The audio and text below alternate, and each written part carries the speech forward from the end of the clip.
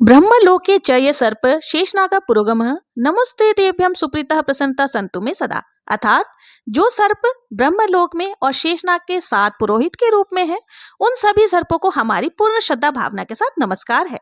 जय श्री कृष्ण दोस्तों, आप सभी को नाग पंचमी की हार्दिक शुभकामनाएं।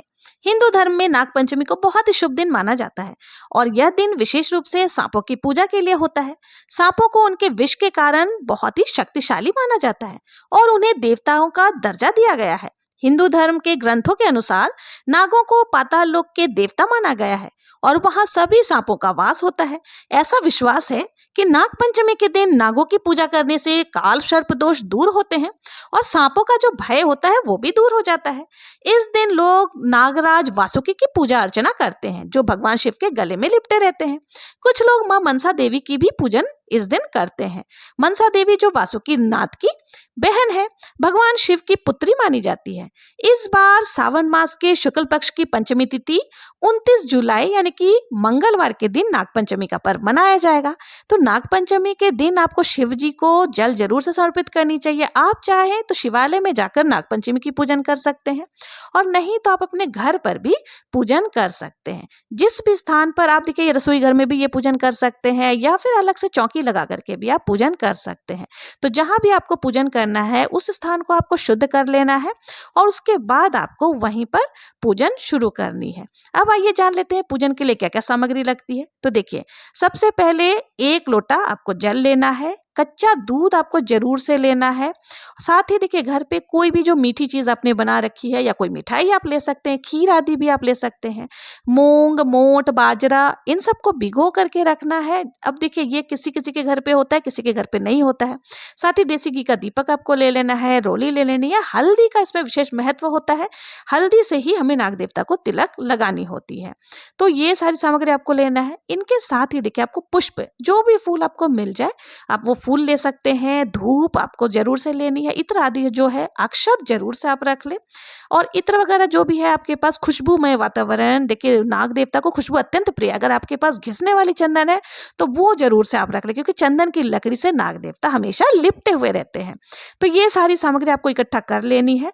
इसके बाद देखिए, आपको दीवार पर ही नाग देवता बनानी है। तो आप चाहे तो देखिए मिट्टी से बना सकते हैं, कई लोग गोबर से बनाते हैं। मैं यहाँ पर काजल से बनाकर बता रही हूँ। और देखिए, जब आप नाग देवता बनाएंगे तो इस तरह से उंगली पर काजल लगा करके भी आप बना सकते हैं। नागों का जो मुख है ना, वो एक दूसरे के आमने सामने होना चाहिए। ठीक है, इस तरह से आपके यहाँ जितने भी जोड़े बनाए जाते हैं उस तरह से आपको नाग देवता की जो है चित्र यहाँ पर बना लेनी है। देखिए, मैंने यहाँ पर 3 जोड़ा बनाया है, यानी कि 6। टोटल में 8 नाग देवता बनाऊंगी। 2 जो है मुख्य द्वार पर भी बनाए जाते हैं। कई लोग देखिए, सारे जितने घर में जितने भी द्वार होते हैं ना, सभी के दोनों तरफ नाग देवता बनाते हैं। और कई लोग हैं कि केवल 2, 6, 5 जितने आपके यहाँ बनता है उस हिसाब से आप कर सकते हैं। तो हमारे यहाँ गोबर से या मिट्टी से बनाई जाती है या फिर इस प्रकार से काजल से बना करके पूजन किया जाता है। आप चाहें तो आटे से भी नाग देवता बनाकर उनकी भी पूजन कर सकते हैं। अगर दीवार खराब होने का डर है तो देखिए, आप पेपर पर, यानी कि जो पेपर होता है उसके ऊपर भी बना करके कर सकते हैं। तो यहाँ पर सबसे पहले हमने देखिए चित्र बना ली है। अब हमें सभी को जो है ना, जल के छींटे लगा करके शुद्ध कर लेना है। इस प्रकार से जल के छींटे लगा करके हम सभी को शुद्ध कर लेंगे। अब हमें एक देसी घी का दीपक प्रज्वलित करना है। आप चाहें तो तिल के तेल का दीपक भी ले सकते हैं। कोई सा भी दीपक को आप उनको प्रज्वलित कर लेना है। अब हमें सबको भावपूर्ण स्नान करा दिया था, तो अब हमें तिलक लगानी है। तो देखिए, आप चाहें तो देखिए, चंदन से तिलक लगाना बहुत शुभ माना जाता है। घिसने वाली अगर चंदन हो, आपने देखा ही होगा कि सर्पों को चंदन का वृक्ष कितना ज्यादा प्रिय होता है, वो हमेशा उसमें लिपटे हुए रहते हैं। तो आपके पास अगर घिसने वाली चंदन है, चंदन की लकड़ी है, तो उससे आप जरूर से थोड़ा सा हल्दी मिश्रित करके आप जरूर से तिलक करें। देखिए, तो हल्दी का भी विशेष महत्व होता है नागपंचमी में पूजा में। तो यहाँ पर हमने सभी को जो है चंदन से और हल्दी से तिलक लगा दिया है। आपने जो अपने घर के मुख्य द्वार पर या जहां भी द्वार आदि पर भी लगाए हैं, सर्प बनाए, तो उनका भी आपको पूजन कर लेना है। साथ ही दीपक को भी आपको पूजन कर लेना है। अब वस्त्र की भावना से हम सभी को कलावा समर्पित करेंगे। ठीक है, तो कलावा के छोटे छोटे टुकड़े आपको कर लेने हैं और इस प्रकार से समर्पित कर देना है। जितने भी आपने नागों के जोड़े बनाए हैं उन सबको आपको कलावा समर्पित कर लेना। देखिए, यहाँ पर अष्टनाग जैसे कौन कौन से होते हैं, जिसमें अनंत, वासुकी, पद्म, महापद्म, तक्षक, कुलीर, कर्कट और शंख नामक अष्टनाग है। तो इन सब का पूजन आपको कर लेना है। अब देखिए, तिलक के बाद अक्षत भी जरूर से समर्पित कर दे। अब हमें देखिए पुष्प समर्पित करने, तो जो भी पुष्प आपको मिल जाए आप उन पुष्पों को समर्पित कर सकते हैं। तो यहाँ पर हजारी का फूल मुझे मिला है, लाल गुलाब का फूल मिला है, तो आप सभी को यहाँ पर पुष्प भी समर्पित कर दे। पुष्प समर्पित करने के बाद देखिए हमें भोग समर्पित करनी है। तो जो नागपंचमी का पूजन होता है ना, उस दिन दूध से बनी हुई मिठाइयाँ आदि हो गई या कोई सा भी मिठाई जो आपने विशेष करके बनाया है, खीर अगर बनाया है, तो इनका भोग आप जरूर से लगाएं। तो यहाँ पर देखिए मैंने मिठाई ले ली है, साथ ही देखिए कच्चा दूध तो हमें चढ़ाना ही है, और जो ये मूंग मोठ आदि होते हैं ना, हमारे यहाँ ये भी भिगोए जाते हैं। तो आप लोगों के यहाँ अगर ये भिगोए जाते हैं तो इनको भी आप भोग में जरूर से समर्पित करें, और नहीं तो इस भाग को स्किप कर सकते हैं।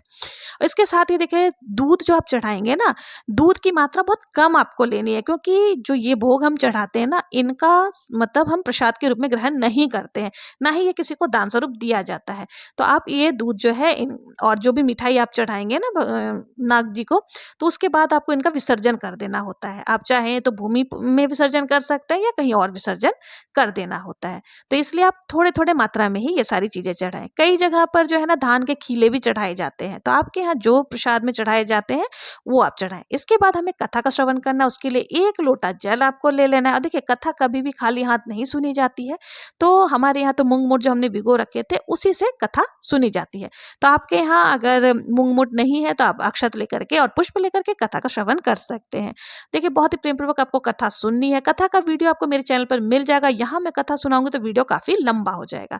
तो बहुत ही प्रेम पूर्वक कथा सुनने के बाद हमने जो हाथ में मूंग मोठ लिया था और जो पुष्प लिया था, ये हमें जहाँ पूजन किया वहां पर समर्पित कर देना है। थोड़ा सा जल के लोटे में भी डाल लेना है। तो इस तरह से जो है पूजन हो जाएगी। फिर हमें बहुत ही प्रेम पूर्वक धूप दीप आदि जला लेना है। अगर आपके पास इत्र है तो इत्र भी जरूर से समर्पित करें। फिर आरती करनी है।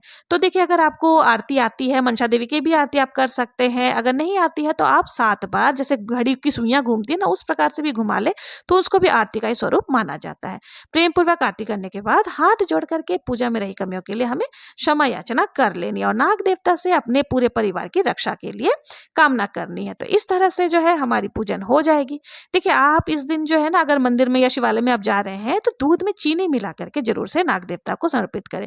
पूजा के बाद जल का जो कलश है वो आप सूर्यदेव को अर्घ दे सकते हैं, और बाकी जो भी सामग्री भोग प्रसाद आपने चढ़ाया था उन सब को हमें भूमि विसर्जन कर देना। किसी भी गमले आदि में आप डाल सकते हैं। तो इस प्रकार से जो है हमारी नागपंचमी की पूजन हो जाएगी।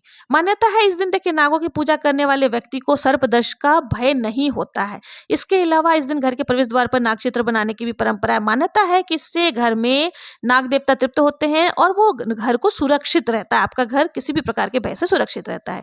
कोई भी व्रत या पूजन बिना दान के अधूरा माना जाता है। इसलिए नागपंचमी का पुण्य प्राप्त करने के लिए इस दिन विशेष करके देखिए पुण्य फल प्राप्ति के लिए आप दूध दही का दान जरूर से करें। इसके अलावा निर्धनों की सहायता कर सकते हैं। सपेरों को कुछ ना कुछ आपको दान इस दिन जरूर से देनी चाहिए।